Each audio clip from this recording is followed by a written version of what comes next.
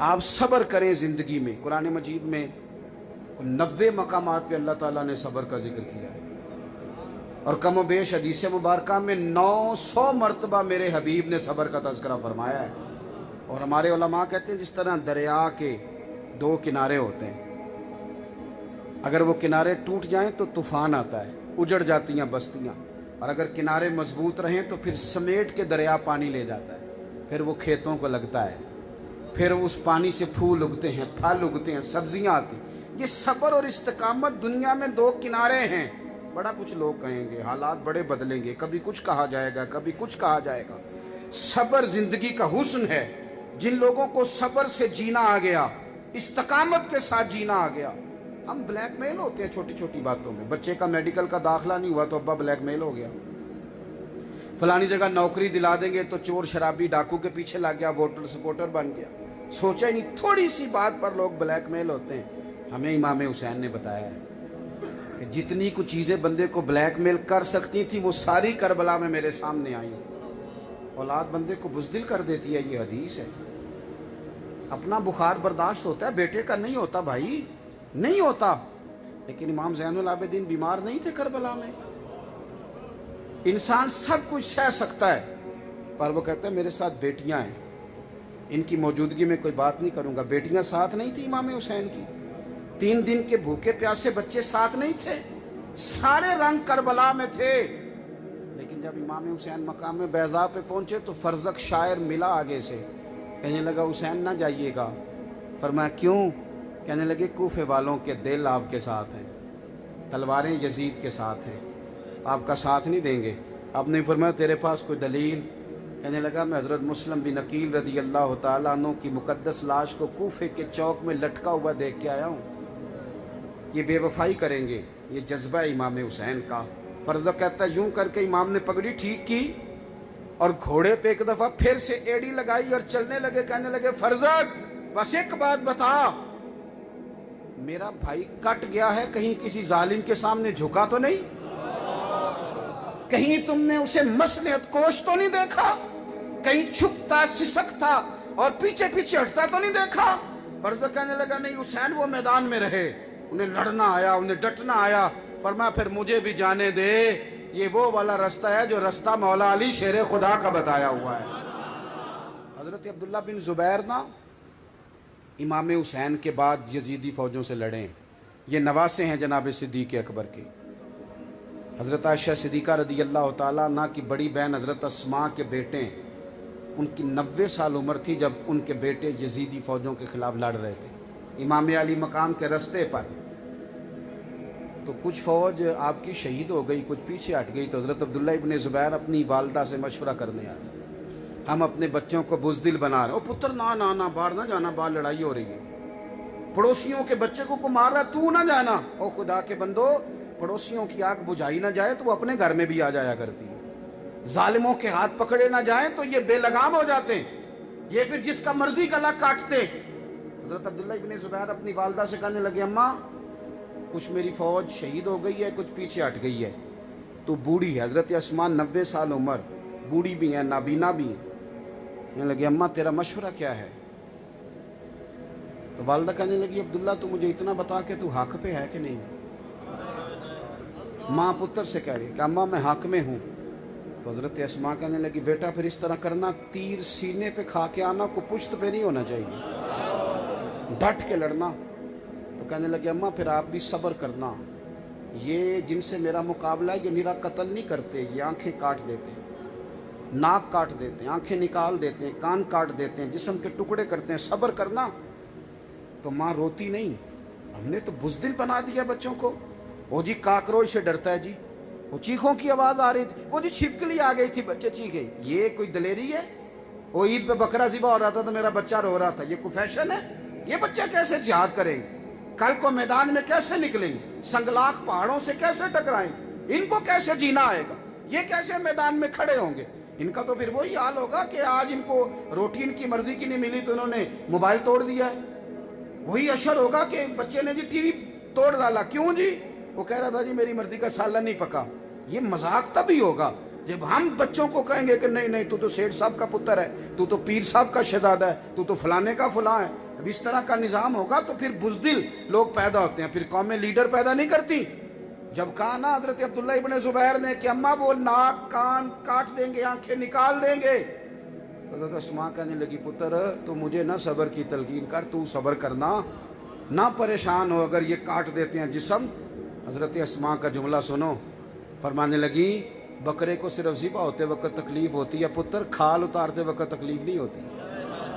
जहाँ मेरा पुत्र मैदान में जाके लड़। हजरत अब्दुल्ला इब्न ज़ुबैर शहीद कर दिए गए। उनकी मुकद्दस लाश जन्नतुल माला के पास, जन्नतुल मौला के पास खाना काबा के करीब चौक में मक्के में लटका दी गई। बाज़ रिवायात में 3 दिन बाद में 14 दिन लाश मुबारक लटकी है, लेकिन गुट्टी हुजूर ने दी थी ना। कहते हैं लाश मुबारक के करीब से गुजरते थे तो खुशबू के हुल्ले आते थे। बादशाह ने बुलाया, सिपा सालार ने बुलाया और जनाब अस्मा से कहने लगा पता तेरा बेटा कहाँ है? आप फरमाने लगी कहाँ है? कहने लगा मैंने लटका दिया है मक्के के चौक में। तो जनाब अस्मा कहने लगी शुरू से ही शाहसवार है, जमीन पे टिकना उसकी आदत ही नहीं, ज्यादा जिंदगी उसने घोड़ों की पुश्तों पे ही गुजारी है, शुरू से ही शाहसवार है। ये लफ्ज कहते लाठी पकड़ी है टकाई। माँ बूढ़ी पलटते वक्त कहने लगी एक बात बता, मेरा अब्दुल्ला लटक गया है कहीं तेरे आगे झुका तो नहीं? तो वो शख्स कहता है हजरत अब्दुल्ला इब्न ज़ुबैर की तलवार में भी बड़ा जोर था, पर उनकी माँ के जुमलों में भी बड़ी ही ताकत थी, बड़ी ताकत। थोड़ा सा ना जीना सीखें, जिंदगी में खड़ा होना सीखें। ये क्या बात हुई फलानी बात से डर गए, फलानी बात से सहम गए? ये आप देखें जाके नफ्सियात के डॉक्टरों के पास रश कितना है। हर बंदा टेंशन, किस बात की टेंशन, किस बात का डिप्रेशन? मेरे रसूल पाक अलैहिस्सलाम ने हमें खड़ा किया है।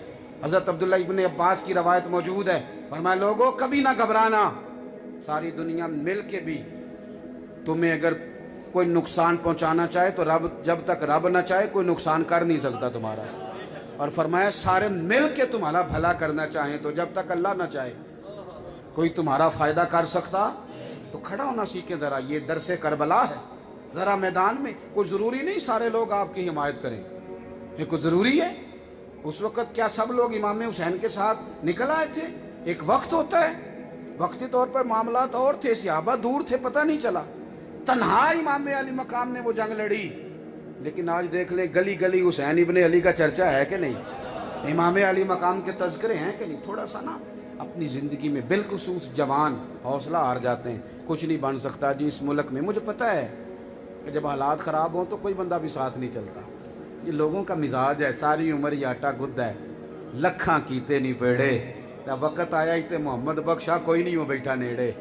होता है कभी कभी लोग हमारा साथ छोड़ जाते हैं, लेकिन याद रखना जब सारी दुनिया छोड़ जाए फिर ही तो सजदे का मज़ा आता है। जब लोग पूरा दिल तोड़ें तो फिर ही तो दुआ में रोना आता है। जब पूरी तकलीफ हो बंदे को तो फिर ही तो बंदा जाके सीना लगाता है खाना काबा के गुलाब के साथ। सुखी बंदे तो मक्के जाके भी नहीं रोते। ये दर्द हो ना बचा बचा के तो रख इसे, तेरा आईना है वो आईना, शिकस्ता हो तो अजीज तर है निगाह आईना साज में। लिहाजा इस्तकामत के साथ रहें। फिर बात को दोहराता हूँ, एक तो प्यार करें सहाबा और अहले बैत से, दूसरा समझ लें कि ये आपस में बड़े मेहरबान थे, बड़े करीम थे, और तीसरा सब्र और इस्तकामत वाली ज़िंदगी इख्तियार करें। सब्र और कहीं एक तो नज़रियाती बने, ऐसा ना हो कि जिधर की हवा हो हम भी उधर के हों, कोई नज़रिया हो, कोई फ़िक्र हो, कोई सोच हो, और फिर उस पर डटना सीखें। अल्लाह के हुजूर दुआ करता हूँ मालिक करीम हमें तौफीक अमल अता फ़रमाए और हमारी इस हाज़री को कबूलियत का शर्फ नसीब फ़रमाए। आखिर दावाया अल्हम्दुलिल्लाह रब्बिल आलमीन। ये आप सलाम पढ़ेंगे और हज़रत क़िबला मियाँ साहब दुआ फरमाएंगे। और एक गुजारिश और है आप दोस्तों से, मैं कोई इतना दूर से तो आया नहीं, 15 मिनट का फासला है, जिसको मिलना हो तो वो आए, हम चाय भी पिलाएंगे। लेकिन मस्जिद की बेअदबी करने का क्या मतलब है, भाग दौड़ करने का क्या मतलब, ऐसा कोई काम न करें। अल्लाह आपको जज़ाए खैर अता फरमाए। मुस्तफा जाने रहमत तेरा ओ सलाम शमाए बस में हिदायत पेला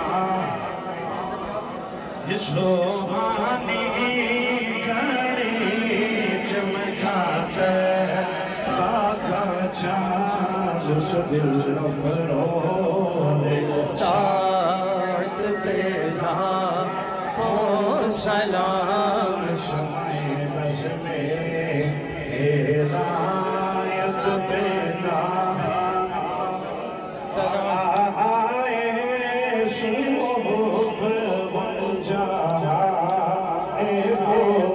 سے بہتے نبوت پلا سلام شمع بس میں ہدایت پلا السلام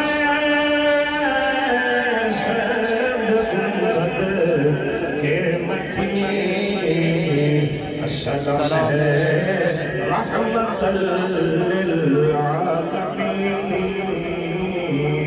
اے خدا کے یاد میں پیارے رسول یہ سلام آج زارا ہو قبول آسان پڑھو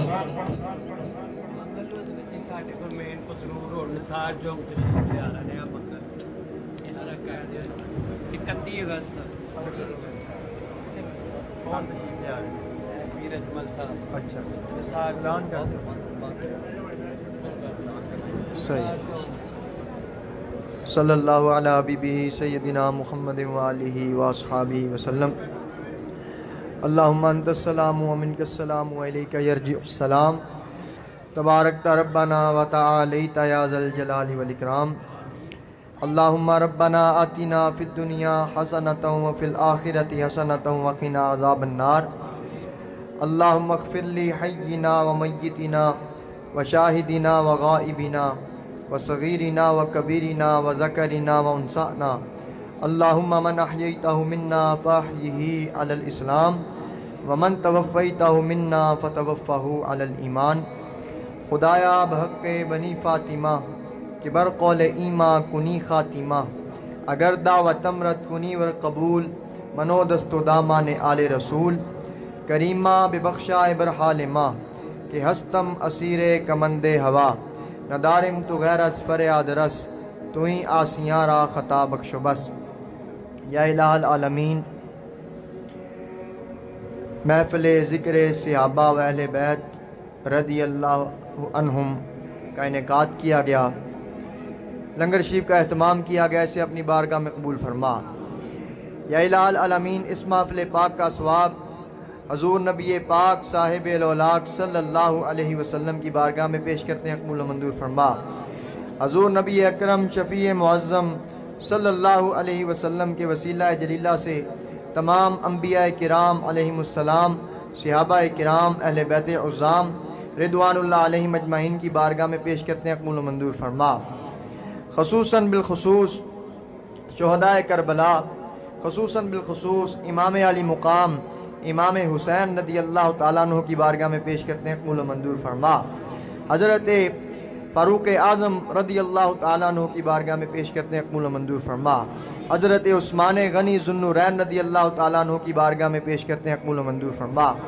حضرت تاجدار صداقت سیدنا ابو بکر صدیق رضی اللہ تعالیٰ عنہ کی بارگاہ میں پیش کرتے ہیں قبول و منظور فرما حضرت علی المرتضیٰ حیدر کرار رضی اللہ تعالیٰ عنہ کی بارگاہ میں پیش کرتے ہیں قبول و منظور فرما یا الہ العالمین خصوصاً بالخصوص امام اعظم ابو حنیفہ رحمۃ اللہ علیہ تمام ائمہ دین ائمہ اہل سنت کو اس کا ثواب پیش کرتے ہیں قبول و منظور فرما یا الہ العالمین خصوصاً بالخصوص محمد نعیم نقشبندی مجددی شرک پوری یا الہ العالمین جن کے سال ثواب کے لیے اس محفل پاک کا اہتمام کیا گیا ان کی روح کو اس کا ثواب پیش کرتے ہیں قبول و منظور فرما محمد نعیم نقشبندی شرک پوری مرحوم و مغفور کے درجات کو بلند فرما ان کے صغیرہ کبیرہ گناہوں کو معاف فرما ان کے یا الہ العالمین بروز قیامت انہیں حضور صلی اللہ علیہ وسلم کی شفاعت نصیب فرما یا الہ العالمین جو بھی مسلمان مرد اور عورتیں دنیا سے چلے گئے تمام کو اس محفل پاک کا ثواب پیش کرتے ہیں قبول و منظور فرما یا الہ العالمین اس محفل پاک کے صدقے پاکستان کی خیر فرما عالم اسلام کی خیر فرما یا الہ العالمین بے اولادوں کو نیک اولاد عطا فرما بیماروں کو شفا عطا فرما صلی اللہ علی حبیبہ سیدنا محمد و آلہ و اصحابہ و اہل بیتہ اجمعین برحمتک یا ارحم الراحمین